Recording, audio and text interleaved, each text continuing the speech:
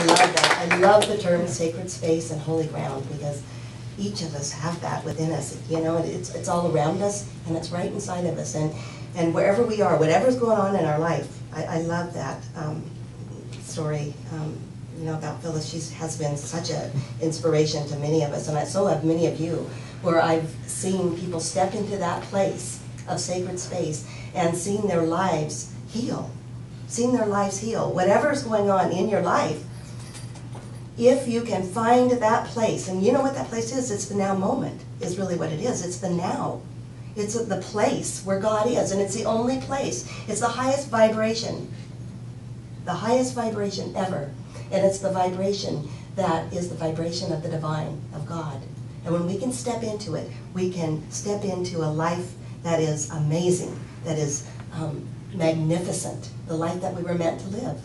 You know, no matter what's going on in our life, is this place within you that lets you sing your song. Because I really believe that we were each meant to sing a special song in our life.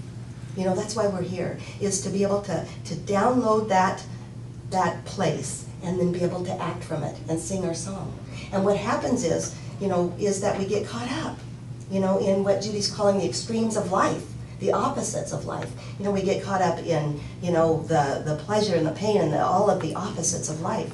And as we were doing this talk, I was thinking about what that looks like in all of our lives. And just for me, it seems like in one day, you know, I turned on the TV and saw I saw what happened with who saw Bill O'Reilly and Whoopi Goldberg, you know. And anyway, what happened is they got into a big battle, him and on The View over Ground Zero and whether the mosque should be there. He was on there with Joy Behar and Whoopi Goldberg, and they got into this big old fight, and each of them were on each side. You know, there was a left side and a right side, and all they did was battle, and there was words, and then finally they walked off. There was so much tension on the screen. And I thought, you know, this is really sad when we can't even come together, you know, here, right here.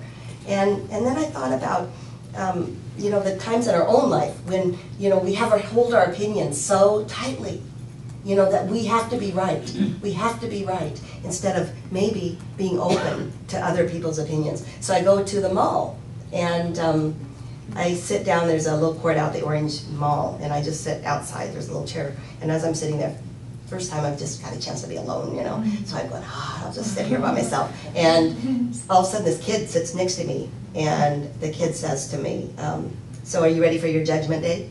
That was a story, you know? I mean, tell me how you answer that. You know, because I knew where he was going with it, right? And I know, you know, where he's going, and I don't want to get into this big old battle anyway, you know, and we're thinking about this talk anyway, you know, and so I'm thinking of extremes. Well, you know, so I kind of let him talk for a while, and then he asked me about my belief, okay? So I was so excited about what we are here, that all I did was talk about common ground, and about the power and the presence that's in us, and that it's in everybody, and that we can go forth, and we can do this, and I'll tell you, he was so sick of me that he just took off.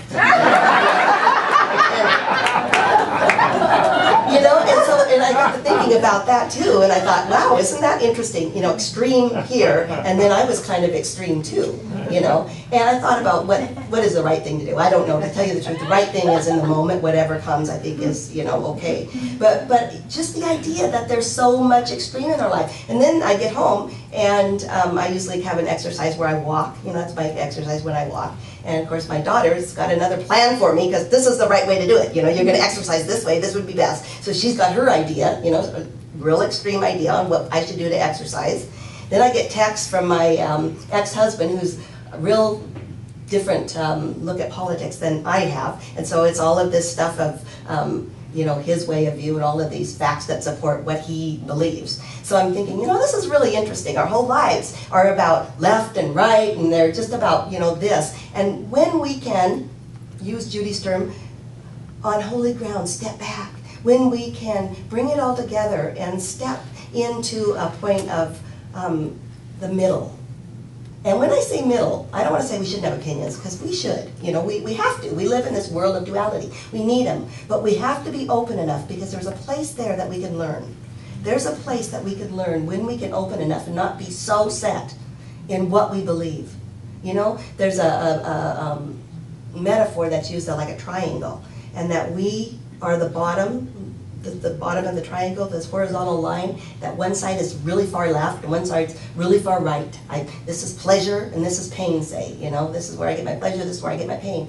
And then if we can go to the top of the triangle and step back, we can look down at what's going on, because it's going to always go on, isn't it? Pleasure and pain in our life happens. Pleasure, you know, it's a cycle, it goes on. But if we can step back and get to middle ground, but not on the same level, a little bit higher, we get to that sacred space. See, that's where sacred space is. Sacred space is in the middle ground. It's not grounded in I'm right. I'm right, I have to be right. He's wrong. It's in maybe we can learn a little bit from each other. You know, maybe we can just step back and learn a little bit. Because see, that's where God is. That's where the vibration is. There's a, oh my gosh, let's see, I've got to just read this one little section here that talks about the vibration, because it's so important. He says, this is from the Presence Process with Michael Brown, and it's about the present moment, because the present moment is where God is. You know, the past and the future are gone. The future's not here yet, and it's so, you know, it doesn't matter. What he says is, no matter what the future promises, the moment that's actual, this here now moment, has nothing to do with yesterday and what may happen tomorrow. As long as we react unconsciously to the events of life, focusing primarily on that there then, we aren't even seeing what's right in front of us. Instead, we are in a mentally driven dream spell, recoiling from the ghosts of the past and projected future phantoms. This is no way to live. In fact, it isn't living at all, because the vibrational resonance of what life really is cannot enter time. See, to me, the vibrational resonance of what life is can't enter when we are in our head. Does that make sense to you? It can't enter when we're in our head. When we can step in our heart and step on holy ground and sacred space and relate to each other that way, we can align with that vibrant vibrational resonance that God is. We're all energy. And when we can feel that sacred space and get out of all of the fighting, you know, and all of the pleasure and pain, it's a cycle. When we can tune that string. Actually, there's this great story about the Buddha that was, before he was enlightened, he lived this life of a hermit, and he sees this dance troupe go by as he's laying next to a tree somewhere. And the dance troupe actually says, you know, in the song that they're singing, they sing this song, and what the song says is, the string was too tight, the music flies. When the string was too loose, the music dies. And at that moment, it said that he became on his path to enlightenment, because he realized then that we are like that string that Judy talked about, that we're like that. When we're wound too tight or we're wound too loose, we can't get into that vibrational field. And so that's basically what this whole talk is about. You know, it's about being able to clear up the energy of pull between this and that, and be able to come to the middle so that our natural creativity is what runs us. Does that make sense? It animates us. It's the natural creativity that we are. And that's the power that can move our life forward. You know, we can move our life forward with our head and all the stuff of the past and all the stuff we think is going to happen in the future, or we can move our life forward in the present moment and let our creativity move forward for us. And how do we do it? I had a lady when we left just today, she goes, man, my life is, I understand what you're saying, my life is such a pull. I've got everybody telling me this and that, and I believe this. We're black and we're white. Nobody wants to come to the middle. And the only answer is a spiritual practice of present moment. Be present whenever you can. Step into humility, into open mind, into not having to know everything. You know, that's the disease we all have. We all have to know everything.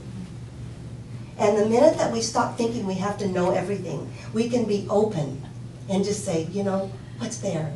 You know, what's there? See, and what's there is God's there. That's all we need to know. That's all we need to know. I think that's all you need to know. I think we're running out of time. So I'll close, and I'll close by saying it is an open mind, it's creativity, and it's humility. You know, every moment that you breathe in, you know, that power of sacred space, because that's who we really are. Thank you for joining us.